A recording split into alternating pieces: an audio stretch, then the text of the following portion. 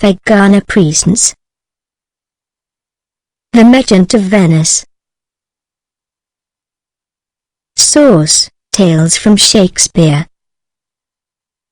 Programmed by John Ferguson Aditi.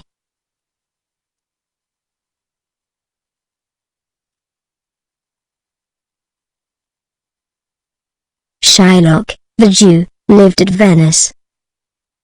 He was a usurer, who had amassed an immense fortune by lending money at great interest to Christian merchants.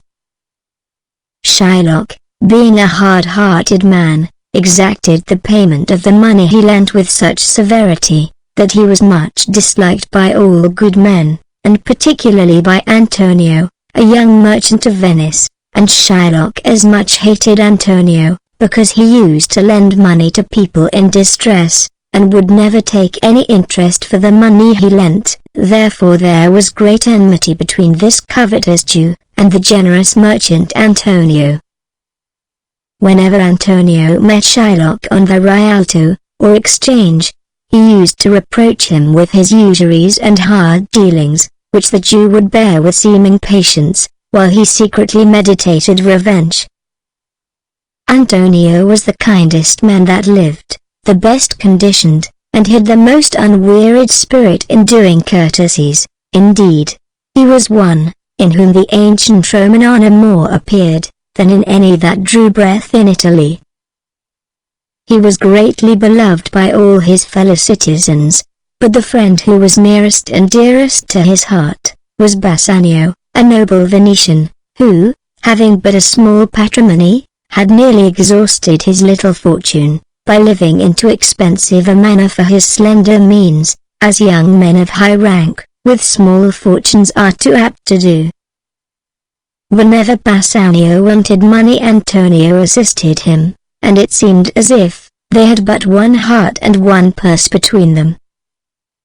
One day Bassanio came to Antonio, and told him that he wished to repair his fortune by a wealthy marriage, with a lady whom he dearly loved, whose father, that was lately dead, had left her sole heiress to a large estate, and that in her father's lifetime, he used to visit at her house. When he thought he had observed, this lady had sometimes from her eyes, sent speechless messages that seemed to say, he would be no unwelcome suitor, but not having money to furnish himself, with an appearance befitting the lover of so rich an heiress, he besought Antonio to add to the many favors he had shown him, by lending him 3,000 ducats. Antonio had no money by him at that time, to lend his friend, but expecting soon to have some ships come home laden with merchandise, he said he would go to Shylock, the rich money lender, and borrow the money upon the credit of those ships. Antonio and Bassanio went together to Shylock, and Antonio asked the Jew to lend him 3,000 ducats, upon any interest he should require, to be paid out of the merchandise contained in his ships at sea. On this, Shylock thought within himself, if I can once catch him on the hip, I will feed fat the ancient grudge I bear him. He hates our Jewish nation, he lends out money gratis, and among the merchants, he rails at me and my well-earned gains, which he calls interest. Cursed be my tribe if I forgive him.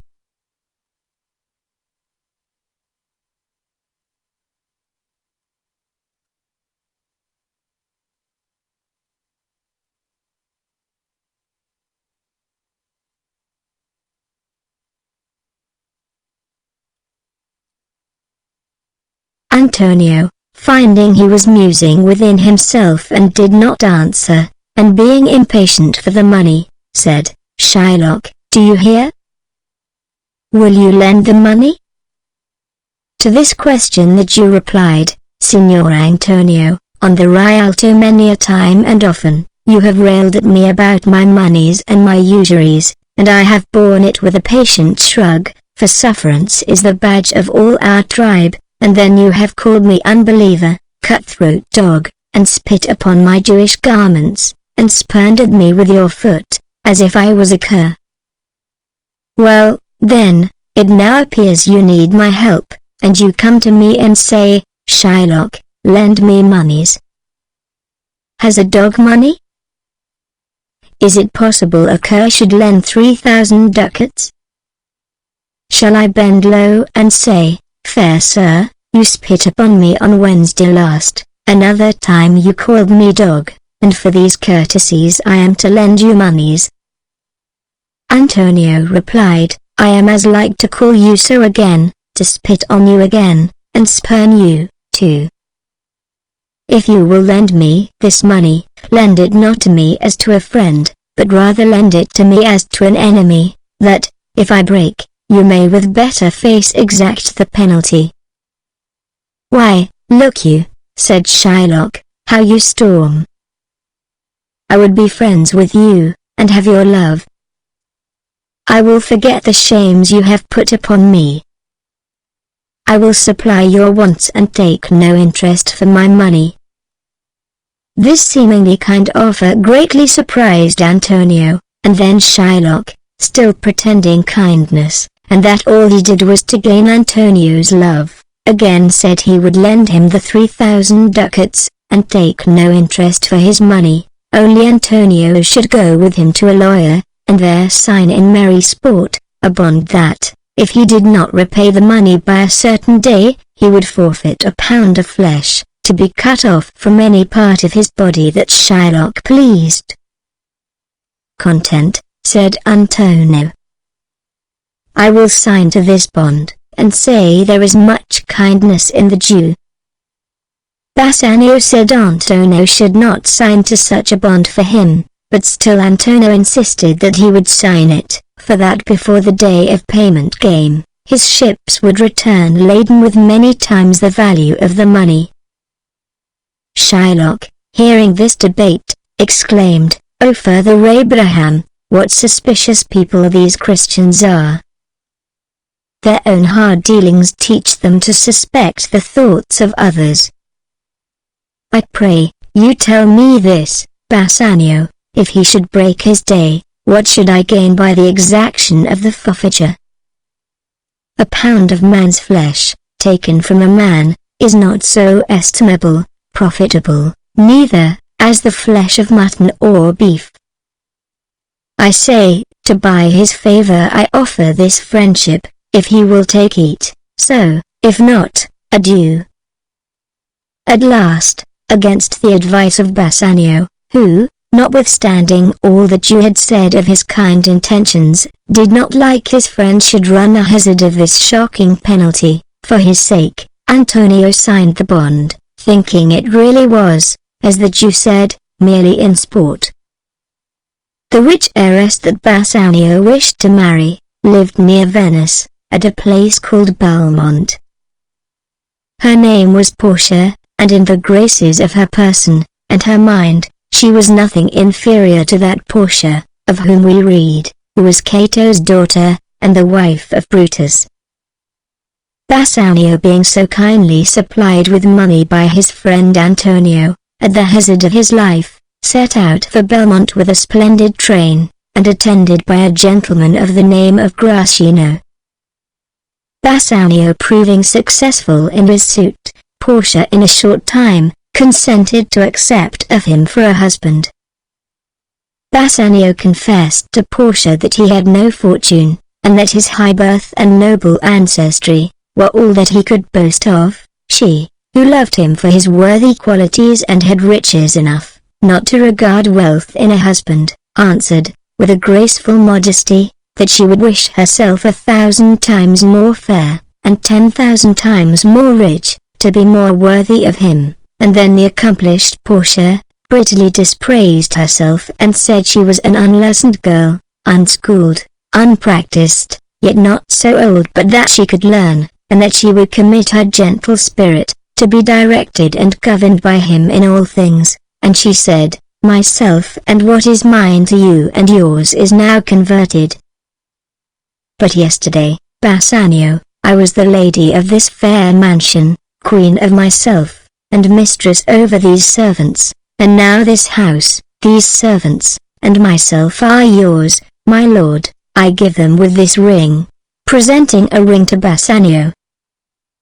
Bassanio was so overpowered with gratitude and wonder at the gracious manner in which the rich and noble Portia accepted of a man of his humble fortunes, that he could not express his joy and reverence to the dear lady, who so honored him, by anything but broken words of love and thankfulness, and, taking the ring, he vowed never to part with it.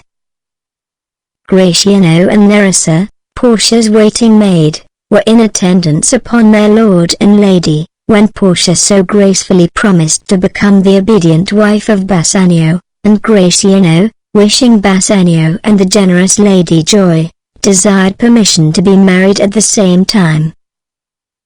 "With all my heart, Gratiano," said Bassanio, "if you can get a wife."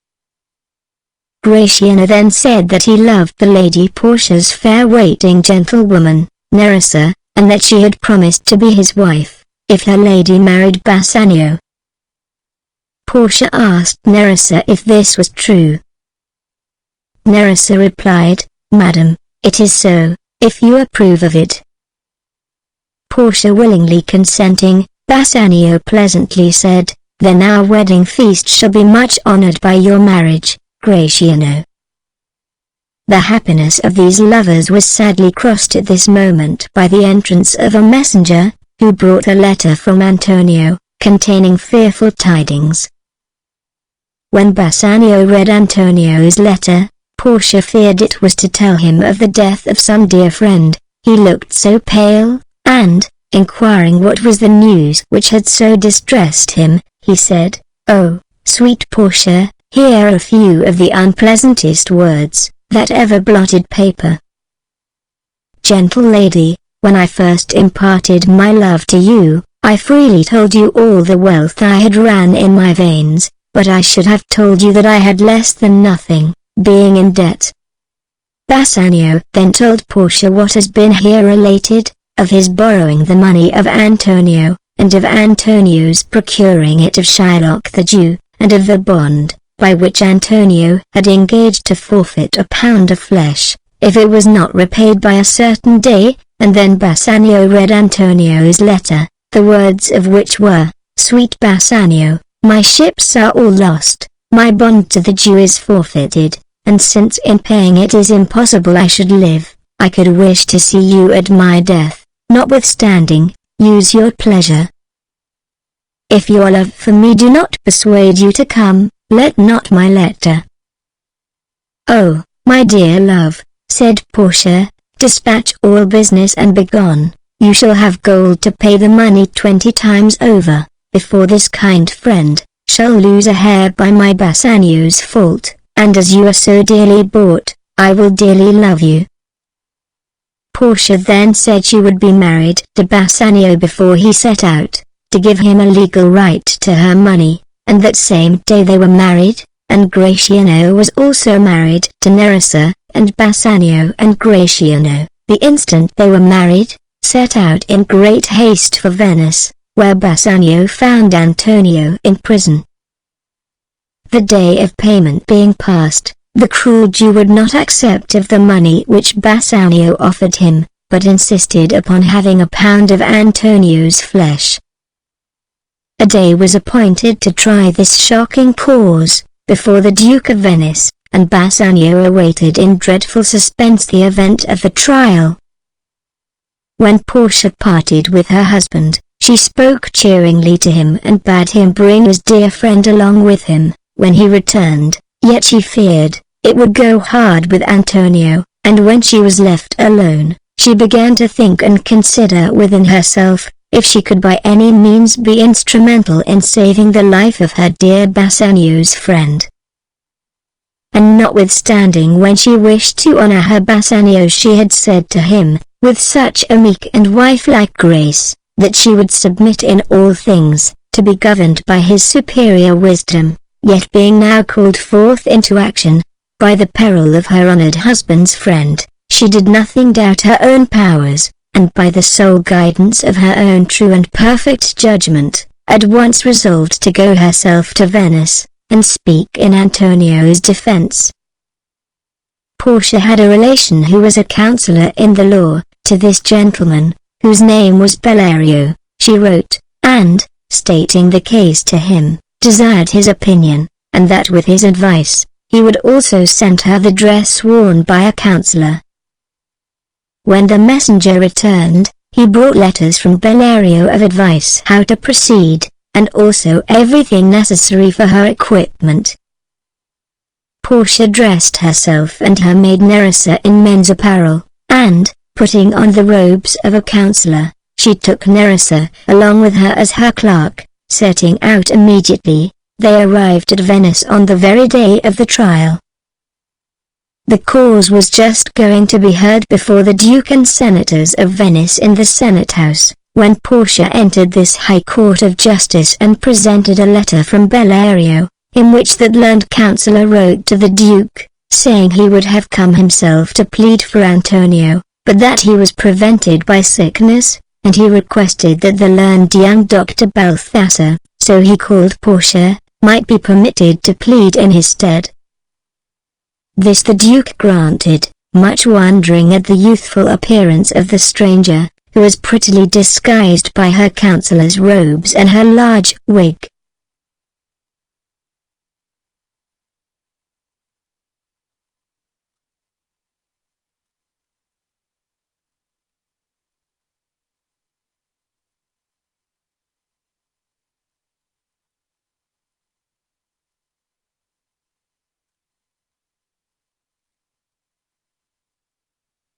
And now began this important trial. Portia looked around her, and she saw the merciless Jew, and she saw Bassanio, but he knew her not in her disguise. He was standing beside Antonio, in an agony of distress and fear for his friend. The importance of the arduous task Portia had engaged in, gave this tender lady courage, and she boldly proceeded in the duty she had undertaken to perform. And first of all she addressed herself to Shylock, and allowing that he had a right by the Venetian law, to have the forfeit expressed in the bond, she spoke so sweetly of the noble quality of mercy, as would have softened any heart, but the unfeeling Shylock's, saying that it dropped as the gentle rain from heaven upon the place beneath. And how mercy was a double blessing, it blessed him that gave and him that received it, and how it became monarchs, better than their crowns, being an attribute of God himself, and that earthly power came nearest to God's in proportion as mercy tempered justice, and she bade Shylock remember that as we all pray for mercy, that same prayer should teach us to show mercy. Shylock only answered her, by desiring to have the penalty forfeited in the bond. "Is he not able to pay the money?" asked Portia. Bassanio then offered the Jew the payment of the 3,000 ducats, as many times over as he should desire, which Shylock refusing, and still insisting upon having a pound of Antonio's flesh, Bassanio begged the learned young counselor would endeavor to wrest the law a little, to save Antonio's life. But Portia gravely answered that laws once established never be altered. Shylock, hearing Portia say that the law might not be altered, it seemed to him that she was pleading in his favor, and he said, "A Daniel is come to judgment. O wise young judge, how I do honor you! How much elder are you than your looks?" Portia now desired Shylock to let her look at the bond, and when she had read it she said, "This bond is forfeited, and by this the Jew may lawfully claim a pound of flesh, to be by him cut off nearest Antonio's heart." Then she said to Shylock, "Be merciful, take the money and bid me tear the bond."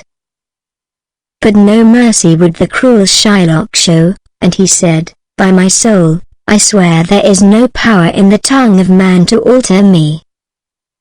"Why, then, Antonio," said Portia, "you must prepare your bosom for the knife."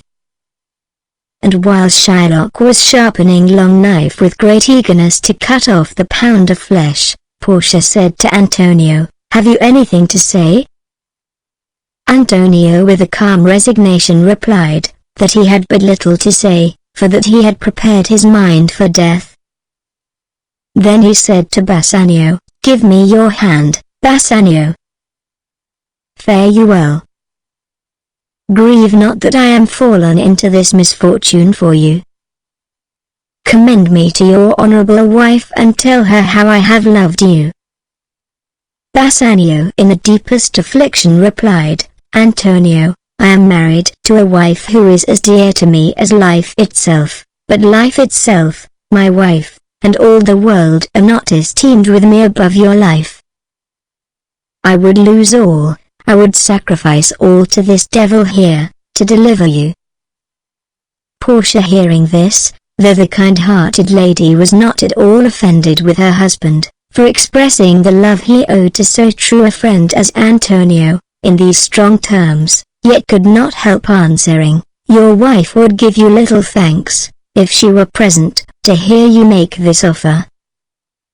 And then Gratiano, who loved to copy what his lord did, thought he must make a speech like Bassanio's, and he said, in Nerissa's hearing, who was writing in her clerk's dress by the side of Portia, "I have a wife whom I protest I love.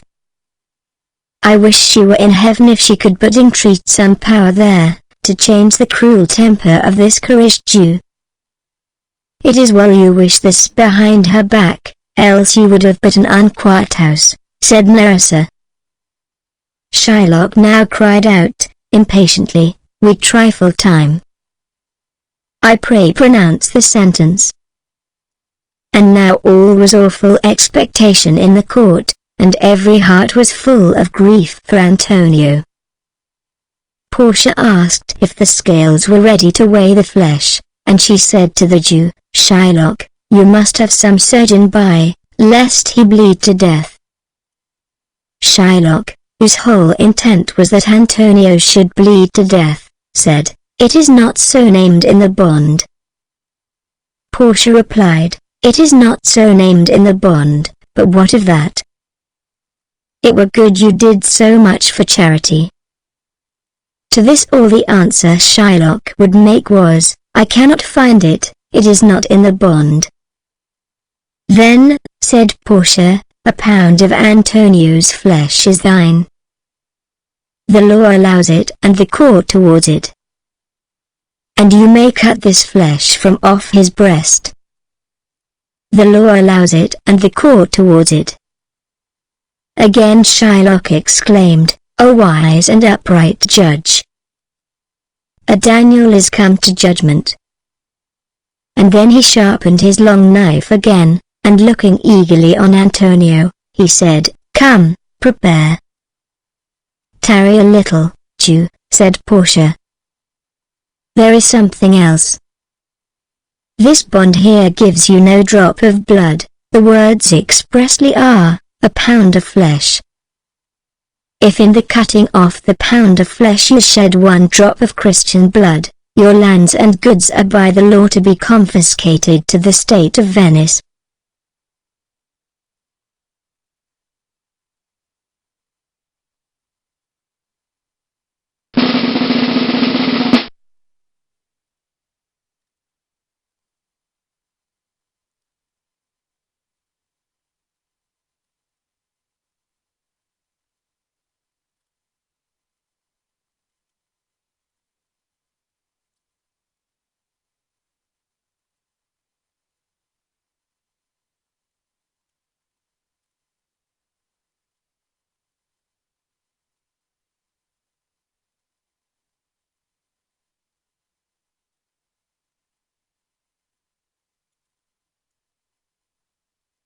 Now as it was utterly impossible for Shylock to cut off the pound of flesh without shedding some of Antonio's blood, this wise discovery of Portia's, that it was flesh and not blood that was named in the bond, saved the life of Antonio, and all admiring the wonderful sagacity of the young counsellor, who had so happily thought of this expedient, plaudits resounded from every part of the Senate house, and Gratiano exclaimed, in the words which Shylock had used, "O wise and upright judge!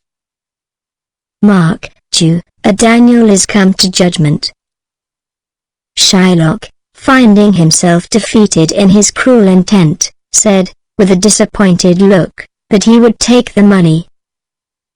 And Bassanio, rejoiced beyond measure at Antonio's unexpected deliverance, cried out, "Here is the money." But Portia stopped him, saying, softly, "There is no haste. The Jew shall have nothing but the penalty. Therefore prepare, Shylock, to cut off the flesh, but mind you shed no blood, nor, do not cut off more nor less than just a pound, be it more or less by one poor scruple, nay, if the scale turn but by the weight of a single hair, you are condemned by the laws of Venice to die, and all your wealth is forfeited to the state." "Give me my money and let me go," said Shylock. "I have it ready," said Bassanio. "Here it is." Shylock was going to take the money, when Portia again stopped him, saying, "Tarry, Jew. I have yet another hold upon you. By the laws of Venice your wealth is forfeited to the state, for having conspired against the life of one of its citizens, and your life lies at the mercy of the Duke, therefore, down on your knees and ask him to pardon you." The Duke then said to Shylock, "That you may see the difference of our Christian spirit, I pardon you your life before you ask it. Half your wealth belongs to Antonio, the other half comes to the state." The generous Antonio then said that he would give up his share of Shylock's wealth, if Shylock would sign a deed to make it over at his death to his daughter, and her husband, for Antonio knew, that the Jew had an only daughter, who had lately married against his consent a young Christian named Lorenzo, a friend of Antonio's, which had so offended Shylock, that he had disinherited her.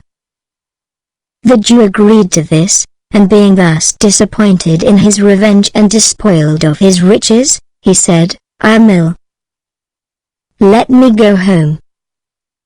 Send the deed after me, and I will sign over half my riches to my daughter." "Get thee gone, then," said the Duke, "and sign it, and if you repent your cruelty and turn Christian, the state will forgive you the fine of the other half of your riches." The Duke now released Antonio and dismissed the court. He then highly praised the wisdom and ingenuity of the young counselor, and invited him home to dinner. Portia, who meant to return to Belmont before her husband, replied, "I humbly thank your grace, but I must away directly." The Duke said he was sorry he had not leisure to stay and dine with him, and, turning to Antonio, he added, "Reward this gentleman, for in my mind you are much indebted to him." The Duke and his senators left the court, and then Bassanio said to Portia, "Most worthy gentleman, I and my friend Antonio have by your wisdom been this day acquitted of grievous penalties, and I beg you will accept of the 3,000 ducats due unto the Jew. And we shall stand indebted to you over and above," said Antonio, "in love and service evermore." Portia could not be prevailed upon to accept the money. But upon Bassanio still pressing her to accept of some reward, she said, "Give me your gloves. I will wear them for your sake." And then Bassanio taking off his gloves, she espied the ring which she had given him upon his finger. Now it was the ring the wily lady wanted to get from him to make a merry jest, when she saw her Bassanio again, that made her ask him for his gloves, and she said, when she saw the ring, "And for your love, I will take this ring from you." Bassanio was sadly distressed that the counselor should ask him for the only thing he could not part with, and he replied, in great confusion, that he could not give him that ring, because it was his wife's gift and he had vowed never to part with it, but that he would give him the most valuable ring in Venice, and find it out by proclamation. On this Portia affected to be affronted, and left the court, saying, You teach me, sir, how a beggar should be answered." "Dear Bassanio," said Antonio, "let him have the ring. Let my love and the great service he has done for me be valued against your wife's displeasure." Bassanio, ashamed to appear so ungrateful, yielded, and sent Gratiano after Portia with the ring, and then the clerk, Nerissa, who had also given Gratiano a ring, begged his ring, and Gratiano, not choosing to be outdone in generosity by his lord, gave it to her. And there was laughing among these ladies to think, when they got home, how they would tax their husbands with giving away their rings, and swear that they had given them as a present to some woman. Portia, when she returned, was in that happy temper of mind, which never fails to attend the consciousness of having performed a good action. Her cheerful spirits enjoyed everything she saw. The moon never seemed to shine so bright before, and when that pleasant moon was hid behind a cloud, then a light which she saw from her house at Belmont, as well pleased her charmed fancy, and she said to Nerissa, "That light we see is burning in my hall. How far that little candle throws its beams! So shines a good deed in a naughty world." And hearing the sound of music from her house, she said, "Methinks that music sounds much sweeter than by day." And now Portia and Nerissa entered the house, and, dressing themselves in their own apparel, they awaited the arrival of their husbands, who soon followed them with Antonio, and Bassanio presenting his dear friend to the Lady Portia. The congratulations and welcomings of that lady were hardly over, when they perceived Nerissa and her husband quarrelling in a corner of the room. "A quarrel already?" said Portia. "What is the matter?" Gratiano replied, "Lady, it is about a paltry gilt ring that Nerissa gave me, with words upon it like the poetry on a cutler's knife, 'Love me, and leave me not.'" "What does the poetry or the value of the ring signify?" said Nerissa. "You swore to me, when I gave it to you, that you would keep it till the hour of death, and now you say you gave it to the lawyer's clerk." "I know you gave it to a woman."